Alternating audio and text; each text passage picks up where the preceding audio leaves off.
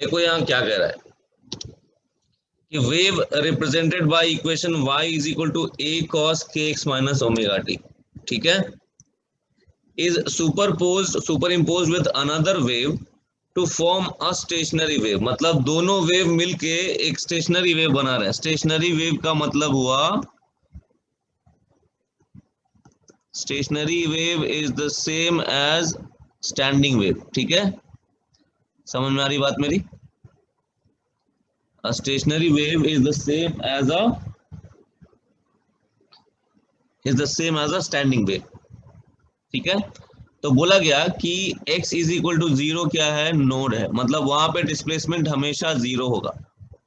Eight x is equal to zero at every point of time the displacement will be zero since it's a node. तो दूसरे वाले का equation निकालना है। मतलब कहने का मतलब ये है कि at x is equal to zero पहले वाले का जो डिस्प्लेसमेंट है y1 और दूसरे वाले वेव का जो डिस्प्लेसमेंट है y2, वो दोनों मिला के क्या होना चाहिए, जीरो एट ऑल टाइम्स, ठीक है, समझ में आई बात कि नहीं? चलो, तो y1 जो है, y1 कितना है, y1 दिया हुआ है मेरे पास, कितना, a cos kx minus omega T, है ना। ऑप्शन बाय ऑप्शन चेक करते हैं, ठीक है। Option number 1, a cos kx minus omega T plus a tan kx minus omega T, नहीं ये प्लस है, ठीक है, x प्लस ओमेगा टी। ये at x is equal to zero क्या आया, ये a cos minus omega T plus a tan omega T. हर टाइम पे ये जीरो हो सकता है क्या? Will this be zero always? No, not possible, ठीक है। ऑप्शन 2 देखते हैं। ऑप्शन 2 जो है, ऑप्शन 2 में देखो दूसरा वाला जो वेव है वो भी पॉजिटिव एक्स डायरेक्शन में जा रहा है, माइनस साइन लगाओ ना, के एक्स माइनस ओमेगा टी। और जो हमारा पहला वाला वेव है वो भी पॉजिटिव एक्स डायरेक्शन में जा रहा है, क्योंकि कॉस के एक्स माइनस ओमेगा टी है, माइनस साइन लगा है। स्टैंडिंग वेव जब भी बनती है तो दो वेव्स ऑपोजिट डायरेक्शन में होनी चाहिए मूव करते हुए, तो ये ऑप्शन भी गलत हो गया। उसी आर्ग्यूमेंट से ऑप्शन 4 भी गलत हो गया। तो ऑप्शन, अब जाहिर सी बात है एक ही बचता है अपने पास, ये सही है, क्योंकि अब ये वेव जो है, this wave is moving in negative x direction, और जो हमारा जो ओरिजिनल वाला वेव जो क्वेश्चन के प्रॉब्लम स्टेटमेंट में दिया हुआ है वो मूविंग इन, ये वाला किधर मूव कर रहा है, this one is moving in negative x direction and this one is moving in positive x direction. समझ में आई बात कि नहीं? बोलो। Yes yes. है ना। तो स्टैंडिंग वेव तभी बनता है जब दो वेव्स ऑपोजिट डायरेक्शंस में मूव करती है। ऐड करके भी देख लेते हैं एक बार, हमेशा जीरो आ रहा है कि नहीं आ रहा है, एक cos K x minus omega T और डायरेक्टली 3 को ऐड करते हैं। ऑप्शन नंबर 3 क्या है, a cos K x minus omega T plus minus a cos K x plus omega T, है ना। At x is equal to zero देखो तो क्या आ रहा है, a cos minus omega T minus a cos omega T. पता है ना, cos minus theta cos theta के बराबर होता है, मालूम है सबको। तो a cos omega T minus a cos omega T, समझ में आ रहे चेरा साहब? तो ये क्या हो गया, x is equal to zero पे जीरो आया, हमेशा जीरो आएगा, है ना। तो वैसे भी सही हो गया, है ना, सिंपल है। क्या कह रहा है, equation of a standing wave is given by y is equal to 2 sine ये जो है 0.02 इंटू पाई, ये के है मेरा, ठीक है, ये ध्यान रखना सारे लोग, ठीक है। और ये जो है cos 100 पाई टी, उसमें जो 100 पाई है वो मेरा ओमेगा है, टाइम का कोएफिशिएंट ओमेगा, एक्स का कोएफिशिएंट के। Separation between node and anti node is, ये तो आपको पता ही है कि नोड और एंटी नोड, कोई भी स्टैंडिंग वेव जब बनती है तो नोड और एंटी नोड, दो नोड के बीच का डिस्टेंस कितना होता है? दो नोड के बीच का डिस्टेंस होता है λ/2। तो नोड और एंटी नोड के बीच का डिस्टेंस क्या होगा? नोड और एंटी नोड के बीच का डिस्टेंस होगा π/4 λ/4, होगा ना? बोलो। हाँ सर। अच्छा, अब यहाँ पे के दिया हुआ है, के कितना दिया हुआ है बोलो?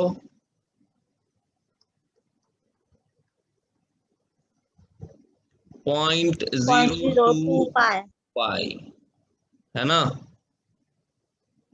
बराबर है। तो लैम्डा मिल जाएगा क्या हाँ मुझे? क्या मिलेगा लैम्डा बताओ? 2 2 π/4। पाई बाई के होता है, याद करो, हाँ होता है ना। हाँ 2 पाई बाई 0.02 इंटू पाई, ये कितना हो जाएगा लैम्डा? 100 हो जाएगा क्या? हाँ हाँ सर। बोलो, है ना। तो लैम्डा आया 100 मीटर। तो separation between node and anti node क्या हो गया? λ/4। आंसर क्या हो जाएगा? 25। यस, आया समझ में? सिंपल है, हाँ लल्लू है ना। चलो देखो क्या कह रहा है, uniform wire of linear mass density 0.004 kg पर मीटर, ठीक है, when stretched between two rigid supports, ध्यान रहे दो रिजिड सपोर्ट्स है यहाँ पे, ठीक है, क्या है? दो रिजिड सपोर्ट्स, यानी कि क्या सीन हो रहा है अपना, ऐसा कुछ हो सकता है या ऐसा भी कुछ हो सकता है। जब भी रिजिड सपोर्ट के बीच में स्ट्रिंग को स्ट्रेच किया जाए, मतलब यहाँ पे जो एंड्स हैं जहाँ पे रिजिड सपोर्ट्स हैं, वहां पे क्या है? हमारे नोड्स हैं। ये सब तो जो क्या है, ये सब जो है, ये जो वॉल वाले पॉइंट्स हैं, वो पॉइंट्स मूव नहीं कर सकते हैं ना, दे कैन नॉट मूव। तो ये दोनों क्या है? ये नोड्स हैं, ये भी नोड्स है ना, all of these are nodes, yes. अरे बोलो, हाँ सर। यस। है ना। तो ये सब है नोड। और भी हो सकता है, बीच में हो सकता है 3 लूप भी हो, 4 लूप भी हो, उससे मुझे पता नहीं कितने लूप्स हैं, आई डोंट नो, ठीक है, आगे पढ़ेंगे तो कहीं पता चलेगा कितने लूप्स हैं। विद अ टेंशन, टेंशन की वैल्यू दे रखी है this resonates with a frequency of 70 hertz, है ना। Resonates with a frequency of 70 hertz मतलब हमारा जो सोर्स है, जिस सोर्स से हम ये वायर को वाइब्रेट करा रहे हैं, और वायर जो है ना, दोनों सेम फ्रीक्वेंसी से वाइब्रेट कर रहे हैं।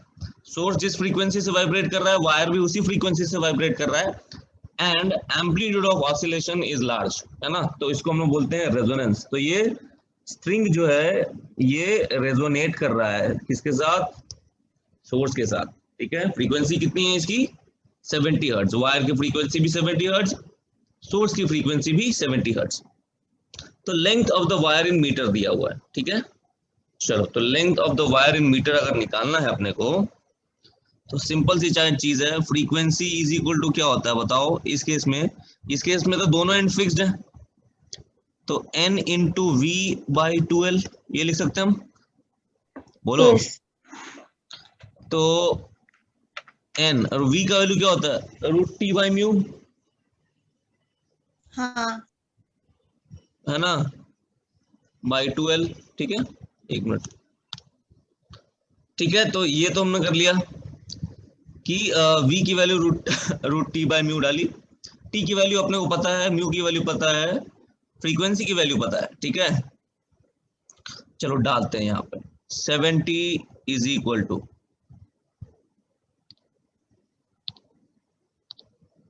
ठीक है, 70 is equal to n multiplied by, tension दिया है क्या आपने को, 3.6 इंटू 100, 360 दिया है, म्यू कितना दिया है 0.004, 0.004 दिया है ना, डिवाइडेड बाय 12। कोई परेशानी इसमें? तो 2l की वैल्यू हो जाएगी n इंटू, ये कितना हो गया 360 इंटू 1000 डिवाइडेड बाय 4, बोलो, डिवाइडेड बाय 7, 0 लिख सकता हूं, कोई परेशानी इसमें है ना। 4 से 360 काटूंगा तो क्या बचेगा, 90 बचेगा, बोलो। हाँ सर। तो √90 इंटू 1000 ऐसा बच रहा है क्या, डिवाइडेड बाय 70। तो √90 इसको मैं क्या लिख सकता हूँ, √9 इंटू 10⁴ लिख सकता हूँ। जो स्क्वायर रूट लोगे तो हो जाएगा 3 इंटू 100 आएगा, हाँ sir, divided by 70।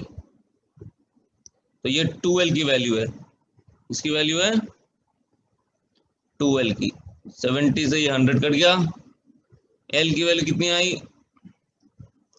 30n divided by 14 है ना, मतलब 15n बाय 7। अब क्वेश्चन में लेकिन दिया होना चाहिए था कि ये कौन सा मोड है, नहीं तो फिर n की वैल्यू तो मान लेता हूँ अपने मन से आर्बिट्रली, फंडामेंटल मोड है, n की वैल्यू 1 डाल देता हूँ, तो l की वैल्यू कितनी आएगी 15/7, 15/7 मतलब ये होगा आंसर, समझ गए।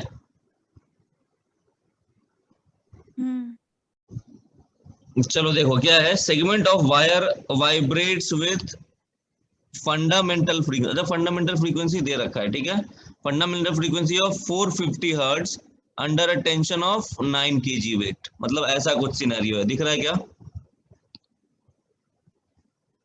ऐसा कुछ सिनेरियो, ठीक है। Points A and B are fix points, they do not move, so they are nodes, ठीक है। तो A और B के बीच में जो स्ट्रिंग है वो ऐसा ऐसा ऐसा वाइब्रेट करेगा, है ना, ऐसा एक सिंगल लूप में वाइब्रेट करेगा, है कि नहीं, बराबर है, आइए बात समझ में। हाँ। मतलब स्ट्रिंग पहले ऐसा रहेगा किसी एक मोमेंट पे स्ट्रेट पूरा, फिर सारे पॉइंट्स ऐसे ऊपर जाएंगे, है ना, स्टैंडिंग वेव्स में जैसा होता है ना, फिर और ऊपर जाएंगे, फिर सारे नीचे आएंगे ऐसे, फिर इधर सबसे बॉटम पे जाएंगे, फिर ऊपर आएंगे, इस तरह से चलेगा, ठीक है, बराबर है, कोई परेशानी इसमें किसी को? नहीं। तो अब fundamental frequency for a string fixed at both ends कितना होता है, V/2L,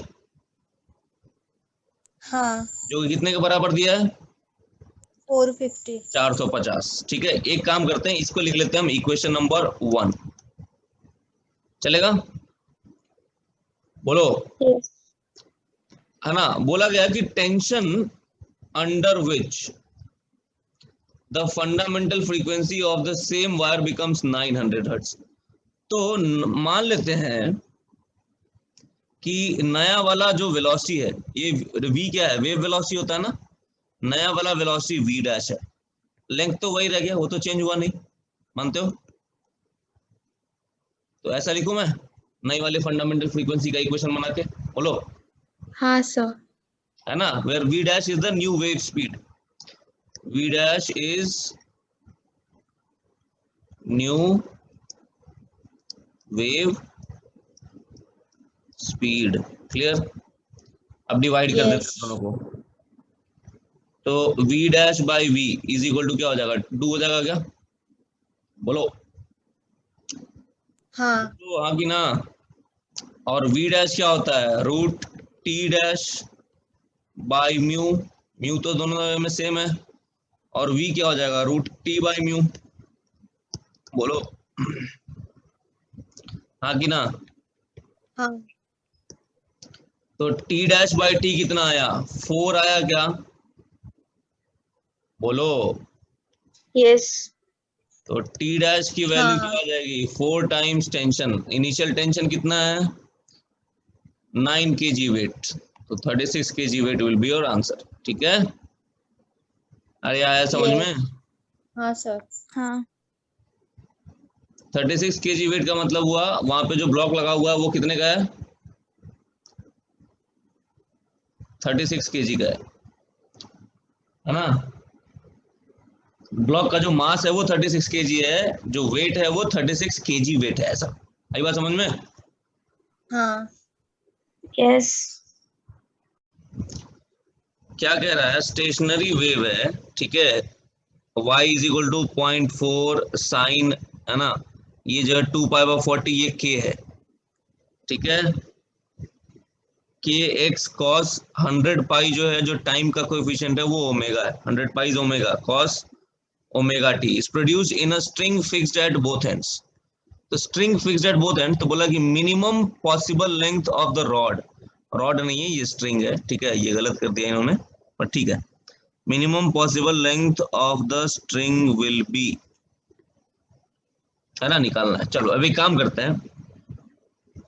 मुझे पता है कि जो अगर स्ट्रिंग दोनों एंड पे फिक्स्ड हो तो उसमें बहुत सारे लूप्स होते हैं, है ना, एक लूप हो सकता है, 2 लूप हो सकता है, 3 लूप हो सकता है है ना, कितने भी लूप हो सकते हैं। और हर लूप का लेंथ हमको पता है, ये जो लेंथ है, दो नोड्स के बीच का, कंसेक्यूटिव नोड्स के बीच का डिस्टेंस होता है λ/2। तो depending on the number of loops, मान लो n लूप्स हैं, तो जो टोटल लेंथ है वो n इंटू λ/2 लिख सकता हूँ क्या मैं? हाँ बोलो। अच्छा, और लैम्डा की वैल्यू क्या होती है बताओ जरा? लैम्डा की वैल्यू क्या होगी यहाँ पे देख के बताओ? 2 पाई/k होती है क्या? हाँ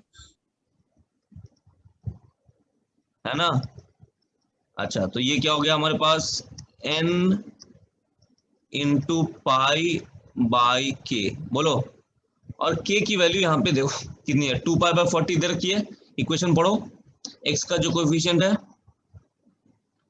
बोलो। सर हाँ सर तो 2 पाई/40, है ना, तो ये आया हमारे पास 20 टाइम्स n, ये लेंथ आया। मिनिमम लेंथ कितना होगा जब n की वैल्यू कितनी होगी? कितनी 1 होगी? 1 1 होगी। कितना आया? 20, है ना, तो ये हमारा आंसर है। समझ गए? हाँ सर लल्लू है। हाँ